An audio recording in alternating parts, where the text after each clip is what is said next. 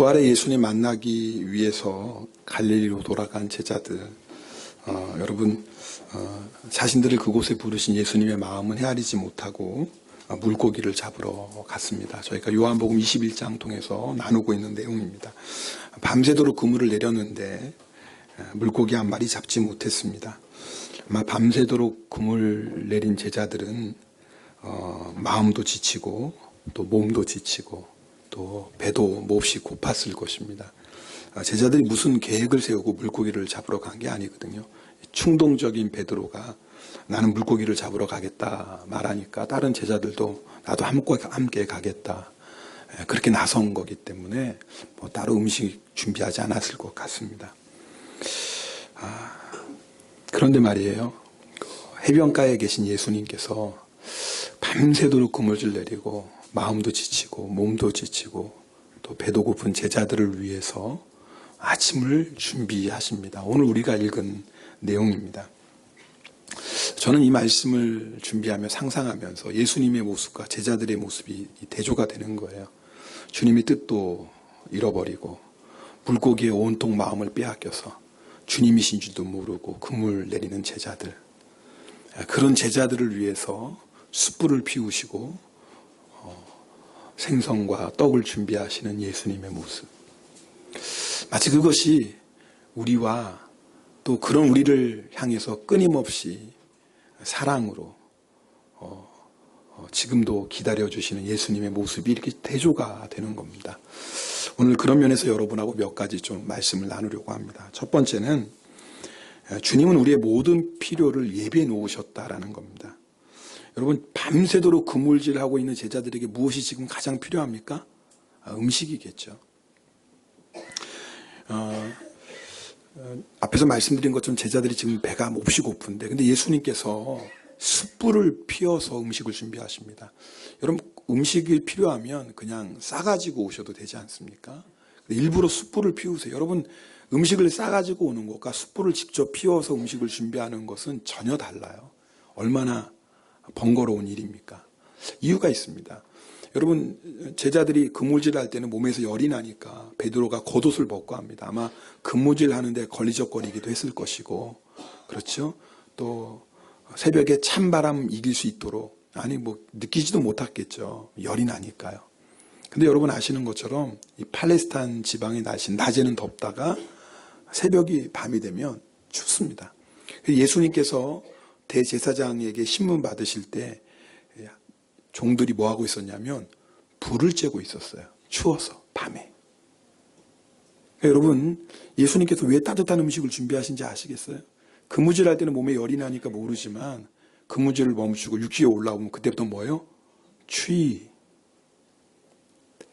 예수님께서 단순히 음식만 준비하신 게 아니라 숯불을 일부러 피우셔서 따뜻한 음식을 준비하셨던 거예요.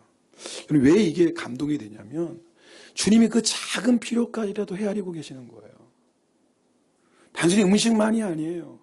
추울 텐데, 이 차가운 새벽바람에 땀 흘리고 이래서 추울 텐데, 여러분, 그렇게 작은 우리의 필요까지라도 살피시고 예비하시는 주님이 여러분 우리 인생에 중요한 것들 예비하시지 않을 리가 없습니다. 여러분에게 이 믿음 있습니까? 주님이 우리의 모든 것을 예비해 놓으셨다는 믿음 말입니다.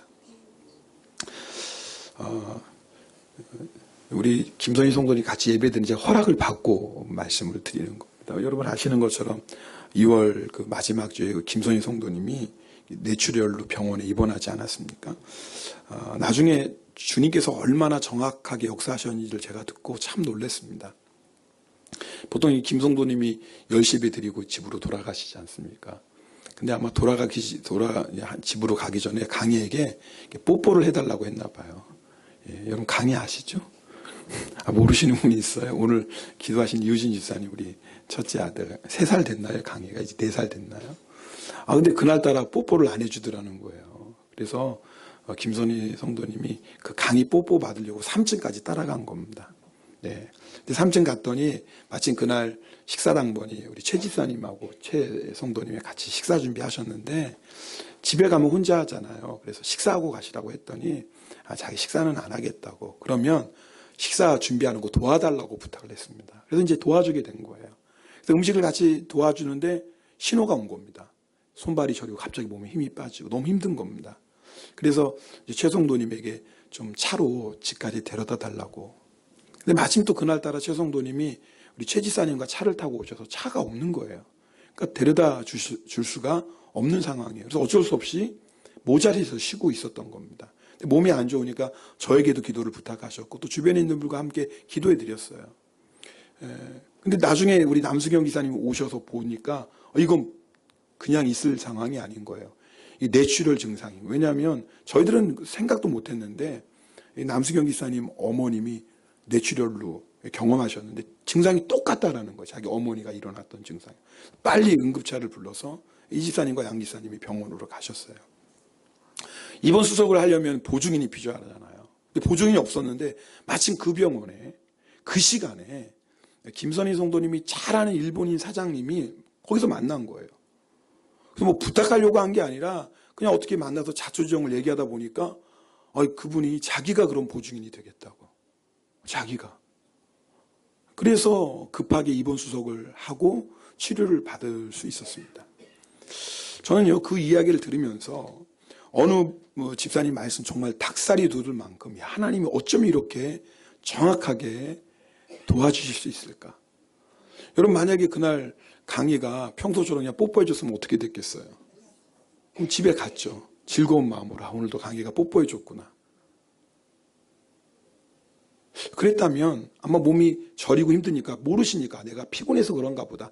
한숨 자고 나면 낫겠지. 아마 그러셨을 거예요. 그랬다면 여러분 그날 새벽 아침까지 아무도 모르죠. 어쩌면 그날 저녁까지도 아무도 연락이 안 왔다면 누가 알겠어요. 정말 큰일 날 뻔했죠. 여러분 3층에 올라갔는데 마침 또 우리 최 집사님하고 최 성도님이 그날 식사 당번이셨어요. 또 차도 없는 거예요. 여러분 만약 차를 갖고 왔으면 집까지 모셔다 드리지 않았겠습니까? 그럼 어떻게 됐겠어요? 여러분 정말 주님이요. 어쩌면 그렇게 하나하나 정확하게 예비하십니까? 또 거기서 그 병원에서 그 시간에 또 그 안에 일본 분을 어떻게 만나겠습니까? 또 여러 일본 분들이 쉽게 보증 쓰시는 분들은 아니잖아요. 근데 또 자신이 흔쾌히 보증을 써주시고. 여러분 저는 이제 그 이야기를 쭉 들으면서 물론 하나님께서 뇌출혈 일어나지 않게 막아줄 수 있었겠죠. 그러나 거기에는 또 하나님의 크신 계획이 있다고 저는 믿습니다. 중요한 건 하나님이 그 모든 상황 가운데 친히 예비하셨다라는 거예요. 여러분 이렇게 작은 것을 예비하신 하나님께서 나중에 김선희 성도님 한국 돌아가서 생활도 예비하시지 않았겠습니까? 이런 말씀을 들으면 목사님 그건 하나님이 김선희 성도님을 특별히 사랑하셔서 그렇고 저는 아닐 거예요. 저는 신앙생활 정말 요즘 엉터리로 합니다. 하나님 말씀도 안 듣고요. 맨날 하나님 속만 썩이고요. 뭐 하나님이 저 같은 사람 위해서 뭐 그렇게 예비하시겠습니까? 이런 마음 드시는 분 있지요? 있잖아요. 얼굴 보니까 두 사람이 있어요.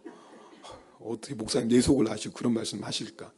저는 천벌을 안 받고 사는 것만도 다행인데 무슨 그런 것까지 제가 바라겠어요. 근데 여러분 아세요? 오늘 제자들은 예수님이 만들어주시는 생선과 떡을 먹을 자격이 없는 사람들이에요. 지금 예수님께서 갈릴리 바다로 부르신 것은 뭐예요? 예수님께서 주신 사명을 깨닫고 다시 한번 그 사명을 회복하라고 보내신 거 아닙니까? 그럼 제자들이 뭐 해야 돼요? 기도하며 예수님의 뜻을 구하며 주님을 기다렸어야 돼요. 근데 자기 마음대로 물고기 잡으러 갔어요. 예수님이 해변에 서 계시는데도 심지어는 예수님이 자신들을 부르시는데도 그것이 예수님인지 몰랐어요. 왜요? 물고기에 온통 마음 빼앗겨 버렸어요. 그런 제자들이에요. 시간을 조금 더 거슬러 올라가 볼까요? 여러분 베드로가 예수님께 내가 주와 함께 죽을지언정 주를 부인하지 않겠나이다 말할 때 다른 제자들은 뭐 했어요? 주님 우리도 절대로 주님 부인하지 않겠습니다. 그랬던 제자들이에요. 근데 어떻게 했어요? 예수님 붙잡히실 때 다 도망갔던 제자들이에요. 그뿐인가요? 예수님 부활하신 걸 목격한 여인들이 예수님 부활했다고 전해주니까 믿지 않고 나중에는 엠마오로 가던 두 제자가 부활의 예수님 만나고 예수님 부활했다고 전해도 끝까지 믿지 않았던 제자들 아닙니까? 여러분 이런 제자들 생선과 떡이 아니라 뭐예요? 꿀밤을 맞아도 10번도 더 맞아야 될 제자들이에요. 제가 좀 웃기게 꿀밤이라고 했지만 꿀밤뿐이겠습니까? 벌을 받아야 마땅한 제자들이에요. 그런데 예수님께서 그 제자들을 위해서 생선을 준비하시고 떡을 준비하시고, 그것도 뭐예요? 친히 숯불을 피우셔서 추우니까 따뜻한 음식 준비하신. 예수님 왜 그러셨어요? 이유는 하나예요. 제자들을 사랑하셨어요. 받을 자격이 없는 제자들이에요. 그 생선과 떡 받을 수 없는 제자들이에요. 신명기 7장 7절 8절 말씀 우리 함께 읽겠습니다. 신명기 7장 7절 8절입니다. 함께 읽겠습니다. 여호와께서 너희를 기뻐하시고 너희를 택하심은 너희가 다른 민족보다 수요가 많기 때문이 아니니라. 너희는 오히려 모든 민족 중에 가장 적으니라. 여호와께서 다만 너희를 사랑하시로 내보세요. 이스라엘 백성은 주님이 택할 만한 특별한 자격을 갖춘 민족이 아니에요. 수요가 많은 것도 아니고요.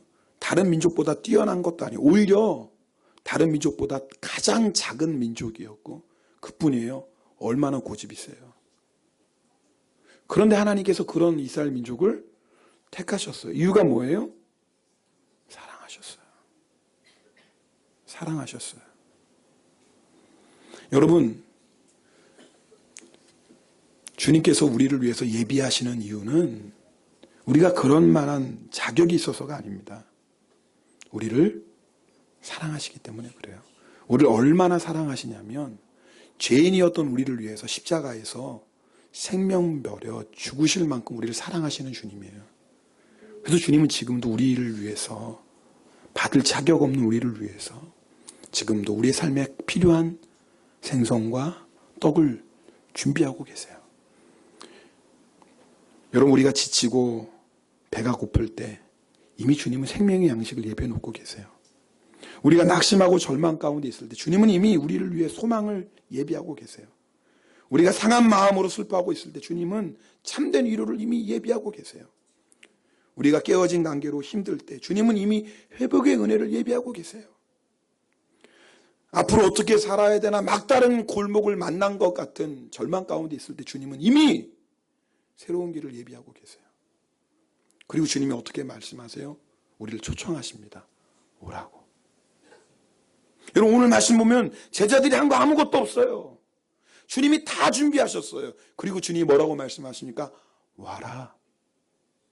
와라. 주님의 초청이에요. 제자들이 할 일은 오직 하나예요. 자신들을 부르시는 주님의 초청에 응하는 것입니다.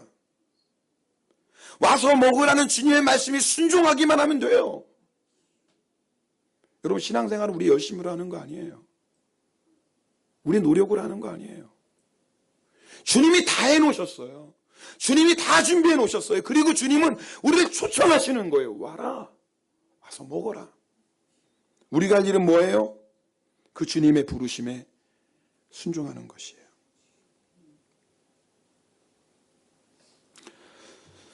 와서 먹으라는 주님의 말씀 어렵지 않게 느껴져요. 때로는 주님께서 우리에게 정말 순종하기 어려운 말씀을 하실 때도 있어요. 마치 아브라함에게 네 독자 이삭을 바쳐라. 여러분, 쉽지 않은 순종이죠. 아니요, 너무 어려운 순종이죠. 아마 아브라함이 자기 생명을 바치라고 했다면 기쁨으로 바쳤을 것 같아요. 그런데 자기 생명보다도 귀한, 아니 자기의 모든 것보다 가장 귀한 독자 이삭을 하나님이 바치라고 말씀하십니다. 여러분, 아브라함은 스스로 합리화시킬 수 있어요. 하나님은 사람을 번제로 바치라고 하시는 분이 아니야. 내가 잘못 들었을 거야.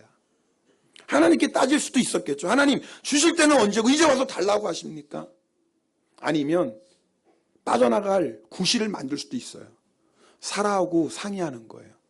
그럼 시집 팔고 사라가 어떻게 반응하겠어요? 차라리 날 죽여라. 그럼 아브라함이 뭐라고 그랬어요? 하나님, 제가 순종하고 싶었는데요. 사라가 저렇게 난리네요. 주님, 저는 마음은 정말 순종하고 싶은데 저러다가 살아 죽겠습니다. 주님, 어쩔 수 없네요. 그럴 수도 있지 않겠습니까? 그러나 아브라함은 아무 변명하지 않습니다. 그 다음날 일찍 이삭을 데리고 모리아산으로 향합니다. 그 다음에 여러분 어떤 일이 일어난지 여러분 다 아실 거예요. 아브라함이 이삭을 번제로 드리려고 할 때 하나님이 아브라함을 막으십니다. 그리고 뭐예요? 미리 예비해 놓으셨던 순양으로 대신해서 번제 드리게 하십니다. 그때 아브라함이 이렇게 고백합니다.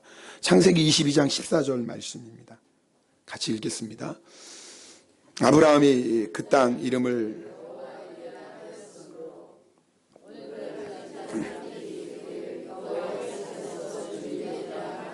아멘. 여러분 아세요? 하나님이 준비하셨어요. 하나님은 이삭을 바쳐라 말씀하실 때 이미 그 순양을 준비하셨다고요. 준비하신 하나님이 말씀하시는 거예요. 이삭을 바치라고. 여러분 아십니까? 하나님이 우리에게 무엇인가를 명령하신다면 이미 하나님이 다 준비하신 거예요. 생선을 준비하시고 떡을 준비하셨어요. 준비하신 다음에 와서 먹으라고 말씀하시는 분이에요. 어떤 명령은요 우리에게 쉽게 보여요. 와서 조반을 먹으라. 쉬워요? 어려워요? 쉬운 것 같죠. 근데 어떤 사람에게는 어려워요. 예를 들어 볼까요? 주님이 말씀하세요. 자, 오늘 와서 은혜 받아라. 자, 이 예배 나와서 은혜 받아라. 쉬워요? 어려워요? 근데 다 주님의 부르심의 초청에 응합니까? 참 이상하죠. 주님이 사랑해서 예배 나와라. 나와서 은혜 받아라. 내가 너를 위해서 세상이 줄 수 없고 사람이 줄 수 없는 풍성한 영의 양식을 준비하고 평안을 준비했다. 너는 예배 나와. 나와서 그냥 예배 드려. 그러면 내가 너를 위해 준비한 영의 풍성한 양식을 누릴 거야. 주님이 우리를 얼마나 초청하십니까? 근데 많은 성도들이 주님의 초청에 응하지 않아요. 다른 데 부른 데는 잘 갑니다. 세상이 부르고 사람이 부르는 데는 금방금방 갑니다. 근데 주님이 부르실 때는 그 놀라운 초청에는 응하지 않아요. 쉬운 것 같은데 어떤 사람에게는 그것도 어렵다니까요. 뭐가 있어요? 다 준비해놓으니까 와서 은혜만 받으라는데 그것도 못 와요. 어떤 사람에게 너무 어려워요.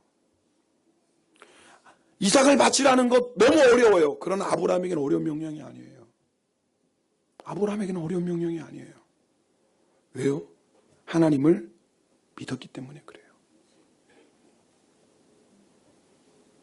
믿음의 차이예요.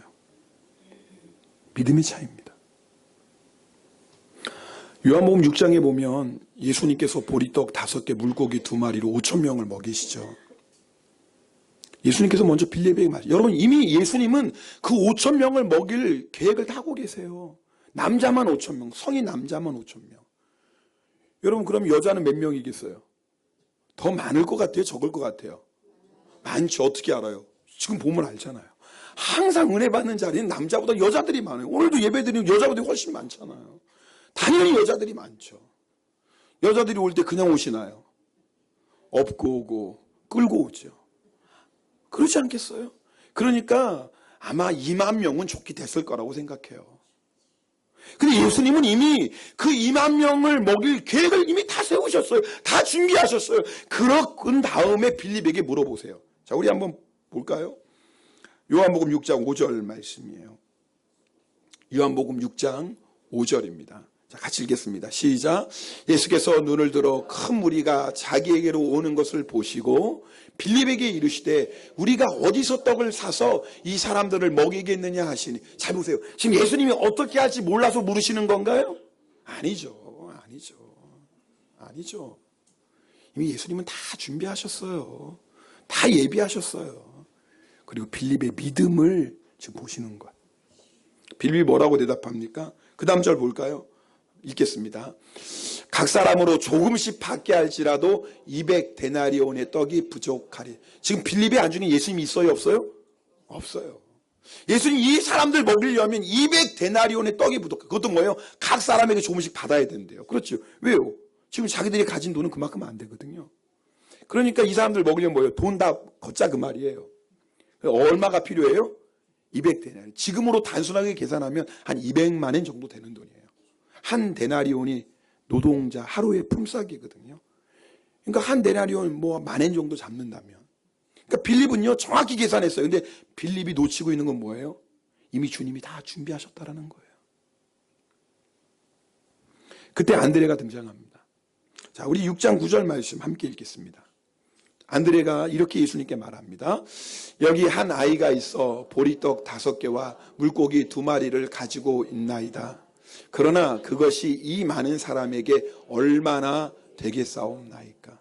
여러분, 빌립이 한 아이를 주님께 데리고 와요. 근데 그 아이는 뭐예요? 보리떡 5개, 물고기 2마리 갖고 있어요. 여러분, 이게 돼요? 안 돼요?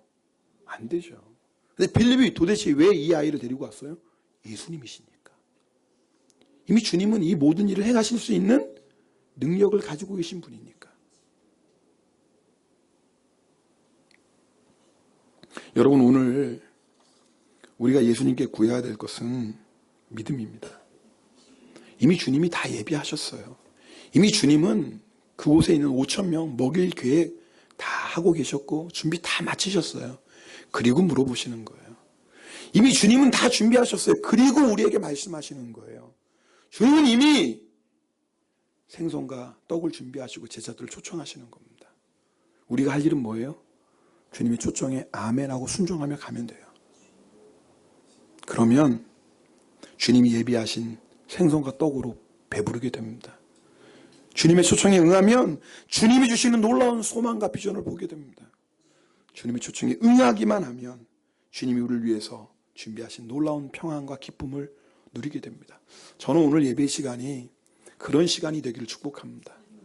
여러분 오늘 오셨잖아요. 주님의 초청에 오셨잖아요. 마음의 문을 활짝 여세요. 우리는 먹기만 하면 돼요. 오늘 많이 드셔야 돼요. 아멘을 안 하시네. 돈 내라고 하는 거 아니에요. 값없이 돈 없이 와서 먹으시면 돼요. 네. 그러나 오늘 우리가 주시는 메시지가 하나 더 있습니다. 저는 제자들을 위해 숯불을 피우고 생선과 떡을 준비하시는 그 예수님의 모습을 보면서 요한복음 13장의 예수님의 모습이 생각났어요. 여러분 요한복음 13장은요 6월절 저녁에 예수님께서 제자들의 발을 씻기시는 장면이에요. 예수님께서 제자들의 발을 씻기시는 것은 있을 수 없는 일이에요. 예수님은 주님이시고 선생이세요. 그런 예수님께서 친히 제자들의 발을 씻겨주십니다. 그리고 이렇게 말씀하세요. 제자들의 발을 씻겨주신 이유에 대해서 요한복음 13장 14절 15절 말씀 함께 읽겠습니다. 내가 주와 또는 선생이 되어 너희의 발을 씻었으니 너희도 서로 발을 씻어주는 것이 옳으니라. 내가 너희에게 행한 것 같이 너희도 행하게 하려 하여 본을 보였노라. 여러분 예수님께서 제자들의 발을 씻겨주신 이유가 뭐예요? 봤지. 너희들이 내 발을 씻어주는 게 마땅한데 내가 오히려 너희의 발을 씻겨줬다. 너희도 이렇게 해. 여러분 오늘 예수님께서 제자들을 위해서 친히 음식을 준비하셨어요. 배고픈 제자들을 먹이기 위함이시죠. 그러나 우리는 알고 있습니다. 이때 제자들이 먹은 것은 그냥 생선, 그냥 떡이 아니에요. 예수님의 놀라운 사랑을 먹는 거예요, 지금. 여러분 아세요? 이 이후로 다시는 제자들이 물고기를 안 잡습니다. 자기들을 위해서 살지 않아요. 이 이후로 제자들은요, 예수님의 사명, 사람을 낚는 어부의 사명에 순종하고 심지어는 자신들의 생명을 버리기까지 충성합니다. 왠 줄 아세요? 주님의 사랑을 먹었거든요. 여러분, 물고기를 낚는 게 어려울까요? 사람을 낚는 게 어려울까요? 네, 아시죠? 여러분, 물고기를 잡는 건 육체적인 수고만 하면 되지만 사람을 낚는 것은요, 마음뿐이겠습니까? 여러분, 사도 바울은요, 얼마나 이 영혼을 낚는 것이 힘든지 해산의 수고라고 할 정도였어요. 그런데 어떻게 제자들은 이 해산의 수고를 마다하지 않을 수 있었나요? 왜 그래요? 그 사랑을 받았어요. 예수님을 버리고 도망갔던 자기들을 용서하시고 그런 자신들을 위해 십자가에서 죽으신 예수님의 그 사랑을 받았어요. 예수님이 돌아가시고 나서 두려워 떠는 제자들에게 친히 나타나셔서 평안을 주셨던 그 예수님의 사랑을 제자들이 경험했어요. 뿐만인가요? 예수님의 사명을 잊어버리고 그저 세상의 물고기 잡느라고 마음 온통 빼앗겨버린 그 제자들을 친히 찾아오셔서 그 제자들을 포기하지 아니하시고 다시 한번 그 제자들의 사명을 일깨우셔서 사람 낚는 업으로 사명자로 세우신 그 예수님의 포기하지 않는 사랑을 제자들이 먹었다고요. 여러분, 먼저 우리가 먹어야 돼요. 이 사랑을 먼저 우리가 먹어야 돼요. 그러나 주님이 그 사랑을 베푸신 이유는 자, 너희 머리에 먹었으니까 그걸로 끝나는 게 아니에요. 내가 너에게 이렇게 한 것은 너희도 뭐예요? 이제는 이렇게 사랑해라. 그러니까 제자들이요, 자기를 핍박하고 자기를 조롱하고 자기를 멸시하는 그들도요 사랑할 수 있어. 왜요? 자기들도 그런 사랑을 받았으니까. 배신했던 자신들을 사랑하신 예수님, 사명을 잃어버리고 세상 물고기 잡느라고 마음을 빼앗겨버린 그 자신들을 포기하지 않고 끝까지 사명자로 세우신 예수님. 자신들은 그저 물고기 잡느라고 정신이 없는데 숯불을 피워놓고, 여러분, 이 두 가지 모습이 대조가 되잖아요. 제자들은 세상의 마음을 빼앗겨서 정신이 없는데 그 제자들을 위해서 숯불을 피우고 생선과 떡을 굽는 그 예수님의 사랑을 먹었잖아요.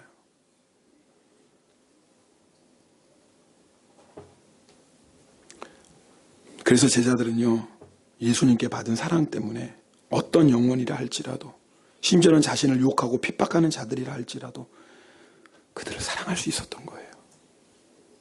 오늘 우리가 여기까지 가야 돼요. 신앙생활은요, 먼저 우리가 먹어야 돼요. 먼저 그 사랑을 누려야 돼요. 주님이 주시는 생선과 떡으로 배가 불러야 돼요. 그러나 거기서 멈추면 안 돼요. 반드시 그 다음으로 나가야 돼요. 예수님께서 말씀하십니다. 요한복음 13장 34절 35절 말씀입니다. 함께 읽겠습니다. 새 계명을 너희에게 주노니 서로 사랑하라. 내가 너희를 사랑한 것 같이 너희도 서로 사랑하라. 너희가 서로 사랑하면 이로써 모든 사람이 너희가 내 제자인 줄 알. 제자의 표시는 뭐예요? 먼저 주님의 사랑을 받아야죠. 그러나 진짜 제자는 사랑받는 것으로 끝나지 않아요. 주님이 사랑했던 것처럼 그 사랑을 베푸는 자들이 되는 거예요. 예수님의 제자는 진짜 제자가 되었어요. 3년 동안 예수님 따라다녔을 때 그때가 진짜 제자가 아니에요. 진짜 제자는 언제예요? 이제 그 받은 사랑을 가지고 제자들로 많은 사람을 위해서 아침을 준비하는 자들이 되었던 거예요. 여러분은 진짜 예수님의 제자입니까? 한번 진지하게 들어오시면 좋겠어요. 여러분 정말 예수님의 제자입니까? 아니면 혹시 계속 받기만 하고 은혜 주세요, 저 사랑해 주세요, 저 축복해 주세요, 저 도와주세요, 받기는 많이 받는데 흘려보내지 않아서 썩은 냄새를 풍기며 죽어가는 사해 바다와 같은 그런 신앙생활은 아니에요. 오늘 우리가 점검해 봐야 돼요. 오늘 설교는 김윤희 집사님 영성일기 나누면서 좀 마무리하려고 합니다. 들어보십시오. 그러므로 자기를 힘입어 하나님께 나아가는 자들은 온전히 구원하실 수 있으니 이는 그가 항상 살아계셔서 그들을 위하여 간구하심이라. 3월 11일 캘린더의 말씀입니다. 어제 저녁 식사 기도를 희오리에게 부탁했습니다. 오목조목 기도 제목과 감사 고백을 하며 마지막으로 3.11 재해가 2번 다시 없기를, 가족을 잃은 사람들을 위로해 주시기를 기도하는데 남편과 함께 감동했습니다. 재해가 있던 해보다 매년 재해 공영주택에 사는 사람들의 고독사가 늘어나 2배 이상 높은 수치가 되었다고 합니다. 희망을 잃어버린 사람들을 최선의 대책이라는 좋은 아파트에 머물게 해도 죽어가는 사람들은 늘어만 납니다. 온전히 구원하실 수 있는 분 예수님을 만난다면, 또 우리 한 사람 한 사람을 위해 중보하시는 예수님을 의지한다면 절망이 소망으로, 기쁨으로 변하는 사실을 정말 더욱 많은 사람들이 체험하도록 온전한 구원을 알려야 하는데 실천하지 못하고 있는 자신이 답답한 하루를 보냅니다. 요한복음 21장 이번 주일 말씀에 물고기가 영원 구원을 의미함을 배웠습니다. 부활하신 예수님이 갈릴리 바다에 나타나 사랑하는 7 제자, 세상 일과 먹고 사는 생활에만 마음을 빼앗긴 제자들임에도 불구하고 포기하지 않으시고 숯불 위에 생선과 떡을 준비하시고 먹이시는 목자의 섬김에 가슴이 절절 눈물이 납니다. 지난주 금요일 서로가 권면하고 섬기지 못한 모습을 회개했건만 어제의 예배의 은혜 충만과 예수님의 제자 훈련 사랑을 적응시키지 못하고 육의 게으름에 빠져 지내고 말았습니다. 3.11 고난을 통해 그가 항상 살아계셔서 그들을 위하여 간구하고 계심을 전하는 사명을 다시 기억하게 하시니 감사합니다. 그 다음에 들어보세요. 주님, 정말 예수님의 섬김을 깨닫게 하여 주셨으니 성실히 속해 가족을 섬기고 또한 동일하게 후쿠시마 바다에서도 생선과 떡을 준비해 놓으시고 기다리고 계실 예수님을 바라봅니다. 제가 오늘 이 부분 때문에 나눈 거예요. 여러분, 주님은요 지금도 후쿠시마 바다에서 그들을 위해서 생선과 떡을 준비하고 계세요. 여러분, 2만 명이 넘었어요. 재해 때문에 돌아가신 분들이. 점점 늘어나고 있어요. 근데 집사님이 그것을 통해서 주님, 작게는 내 가정, 내 속해에서 이 사랑을 나누게 해주세요. 주님, 그리고 지금도 후쿠시마 바다에서 주님께서 그들을 위해서 생선과 떡을 준비하셨는데, 자, 그럼 여러분, 예수님이 그들을 위해서 떡을 준비하셨어요. 그들이 와서 먹어야죠. 근데 여러분 아세요? 이것을 전해야 될 사람이 누구예요? 바로 우리들인 거예요. 주님이 다 준비하셨어요. 우리가 할 일은 뭐예요? 예수님이 만들어 놓으신 생선과 떡을 먹으라고. 값없이, 돈 없이 와서 먹으면 된다고. 그러면 당신들의 슬픔 위로받고 당신들의 절망이 소망으로 바뀔 것이라는 예수님의 이 놀라운 사랑을 전해야 할 사람이 누굽니까? 바로 우리입니다. 가깝게는 뭐예요? 가정 안에서부터 시작하는 거예요. 왜요? 내가 먹었으니까. 내가 먹었잖아요. 그럼 가정 안에서 여러분이 그 조반 차려주셔야 돼요. 그러면 여러분 속회 안에서 여러분 힘들고 낙심하는 우리 속회 가족들을 위해서 여러분이 그 조반 차려주셔야 돼요. 교회 안에서 낙심하고 절망한 사람들, 때로는 아침 받을 자격이 없는 사람이라 할지라도 우리는 뭐 자격이 있어서 주님의 사랑 받았어요. 그를 위해서 여러분이 아침 조반 준비하셔야 돼요. 뿐만 아니라 더 넓게는 일본 땅, 지금도 주님 모르는 많은 영혼들을 위해서 여러분이 그 아침 준비하고 기다리시니, 우리가 준비하는 거 아니에요. 우리가 어떻게 준비합니까? 주님만이 하셔요. 근데 우리가 할 일은 뭐예요? 주님이 준비하셨습니다. 이거 여러분들을 살릴 생선과 떡 주님이 다 준비하셨습니다. 여러분 와서 드세요. 여러분 전해야 될 사람이 있는 거 아니에요?